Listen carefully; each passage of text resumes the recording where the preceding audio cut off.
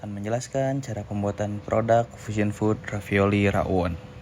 Langkah pertama, siapkan terigu, telur, dan garam sebagai bahan utama adonan ravioli. Dan masukkan ketiga bahan tersebut ke dalam bowl atau wadah besar lalu uleni hingga berbentuk adonan yang halus dan kalis. Setelah dirasa cukup halus dan kalis, lalu tutup wadah dan masukkan ke dalam chiller atau kulkas. Sambil menunggu adonan ravioli, siapkan daging sapi untuk bahan dasar rawon. Lalu potong berbentuk dadu atau dice seperti ini. Didihkan air panas dalam presto. Lalu masukkan daging sapi yang telah dipotong dan tambahkan daun jeruk, serai sebagai penambah aroma daging. Sambil menunggu kembali, siapkan bumbu halus rawon. Lalu blender hingga memiliki tekstur yang halus dan merata. Setelah di blender, tumis bagian bumbu halus dengan api kecil. Tambahkan serai yang sudah ditumbuk, daun salam, dan daun jeruk, lalu aduk terus hingga muncul aroma harum.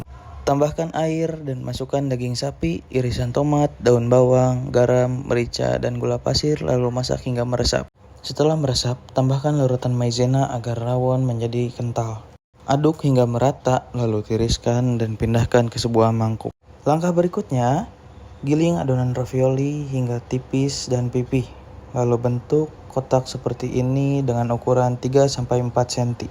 Berikutnya, isi adonan daging rawon yang telah dimasak tadi dan tambahkan kecambah di dalamnya, lalu tutup dengan adonan dan pipihkan sisinya dengan garpu agar berbentuk seperti itu.